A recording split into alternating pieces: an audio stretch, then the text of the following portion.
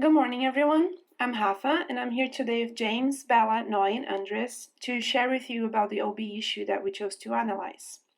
We decided to look at Chick-fil-A, one of the largest fast food restaurant chains in the US that currently has around 120,000 employees.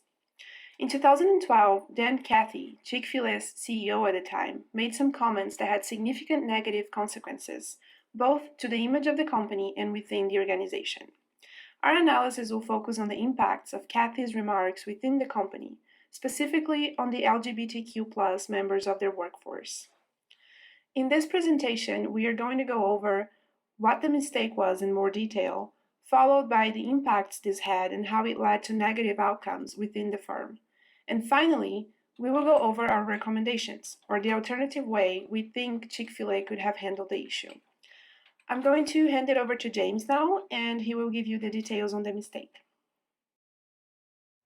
In 2012, CEO of Chick-fil-A and possible human Dan Cathy gave an interview to the Baptist Times about the founding of the fast food chain on Judeo-Christian values. In this interview, Cathy had made the remarks that he believed in the, quote, biblical definition of the traditional family unit. Facing immediate backlash, Cathy then went on the Ken Coleman radio program to further clarify his remarks. He solidified his stance on gay marriage by saying, quote, I pray God's mercy on our generation that has such a prideful, arrogant attitude to think that we would have the audacity to try to redefine what marriage is all about. Here's Dan Cathy in his own words. Families are very important to our country. They're very important, I think, to all of us that are concerned about being able to hang on to the heritage that we have. And we support biblical families who've always been a part of that.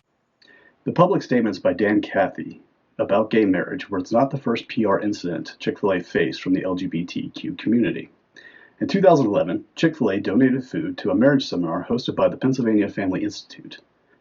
The Pennsylvania Family Institute supports the idea of a Judeo-Christian marriage, discourages divorce, and lobbies against LGBTQ equality laws. Chick-fil-A's choice to support the PFI education camps caused immediate boycotting for the store by equal rights organizations and petitions to remove the franchises from some college campuses. But the Cathy family themselves have been accused of supporting anti-LGBTQ organizations. Also in 2011, an advocacy organization, Equality Matters, obtained text records of the Cathy family that showed that they had made donations in excess of $1.9 million to anti-LGBTQ organizations.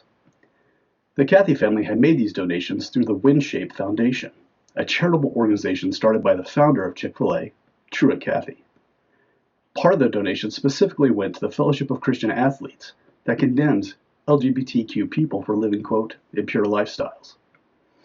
The public statements of Dan Cathy as CEO, Chick-fil-A's choice to support the PFI, and the Cathy family themselves demonstrate a pattern of exclusion of the LGBTQ community. And here's Bella to talk about the impact. Thanks, James, for going into the mistake. I will expand here on the impact that mistake had on Chick-fil-A internally.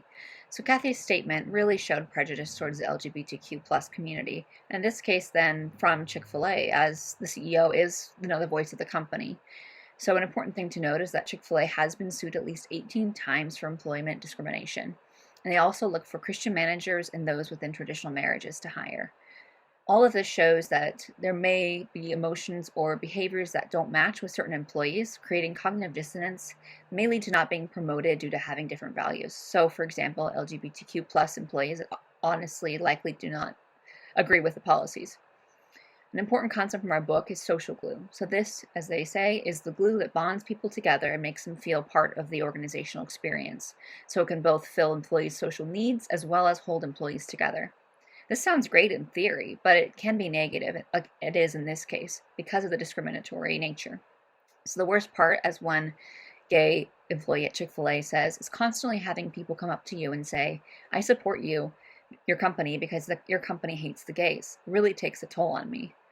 As this employee states, and as it can be assumed from many other employees' experiences, is that many LGBTQ plus employees cannot fully be a part of the organization due to this social glue, and they may not feel that anything binds them to their coworkers or their customers. As well, it's important to note that employees that have experienced discrimination at work have more psychological distress than those that do not. This also leads to lower job satisfaction, higher absenteeism, and thinking more often about quitting their jobs. As one former gay employee at Chick-fil-A said, "Honestly, I really wish they would just go out of business. I do." This again comes back to that absenteeism and thinking more often about quitting their jobs. However, as a final note, I will say it is hard to measure impact with Chick-fil-A since they are a private company and they're not being scrutinized as often. Their data is not as available to look at. And also, some LGBTQ plus employees have never experienced discrimination or homophobia. However, due to the chain-by-chain basis, this model can vary widely. So it's something that, really can depend on the area. Still, no matter what, the CEO gave the green light to voice biases without fear of retaliation for both customers and employees. This often led to both making homophobic jokes and other negative experiences. This leads for a need to restructure culture, and I'll leave Noy to go into that further. Thank you. Chick-fil-A has been struggling to make peace with the LGBTQ community since a controversial incident in 2012. They try to make things better by saying they will no longer donate to organizations such as the Salvation Army and the Fellowship of Christian Athletes. However, it was just false optimism because they later stated that they may still donate to anti-LGBTQ organizations in the future. Chick-fil-A needs to have a clear transparency with their donations. The HRC Foundation said that while this is an important step for Chick-fil-A, the company still does not have workplace protections with policies that are fully inclusive for LGBTQ people. Chick-fil-A could have handled this issue by preventing Cathy from going to the press again to reaffirm his biased beliefs, and instead issue an official press release apology to the public and to their employees as well. However, after analyzing this issue, we thought the most effective way that they could have prevented any backlash from Cathy's remarks was to have the same protocol Starbucks did in 2018. Starbucks had closed 8,000 stores for racial bias training that year. Following incident at the arrest of 2 African-American men in a Philadelphia store after they asked to use the bathroom and sat down at a table before making a purchase. The prompt and quick response to train employees on racial sensitivity proved to be a sincere apology to the public. By keeping their stores open after the incident, Chick-fil-A gave Cathy's supporters a platform to further discriminate against gays through the means of the company and the CEO's comments, exposing their LGBTQ employees to all sorts of hate speech. By meeting and closing stores after an incident like this, Chick-fil-A could have had the opportunity to implement training within the organization and spare the employees from that kind of negative exposure. So we recommend that the training needs to have an ethics and sensitivity program for all managers and employees, and also implement anti-discrimination policies that protects LGBTQ employees. Now, I'm going to pass it over to Andreas, and he's going to discuss the benefits of the strategy and then end the presentation for us. Thanks, Noy. Chick-fil-A should operate and recruit fairly without discrimination. They should implement the employee development programs mentioned and allow for advancement policies within the organization. Chick-fil-A can expect these benefits as a result. Reorganizing the presence of these issues will allow managers and employees to have a better grasp of moral intensity and sensitivity. Moral intensity is the feeling that a person has about the consequences of a moral choice. A high degree of moral intensity increases a person's moral sensitivity and judgment, resulting in decisions not to engage in unethical behavior. Accepting the LGBTQ plus community in the workplace results in better workers, more engagement from employees, and opens the door to new and diverse talent. A positive work environment improves employee retention and overall employee satisfaction. These recommendations also serve as a foundation for reestablishing trust in the LGBT plus community. While they have not resumed donations, many groups are skeptical Chick-fil-A might do so in the future. These programs reassure the community that Chick-fil-A will no longer continue to pursue their discriminative policies.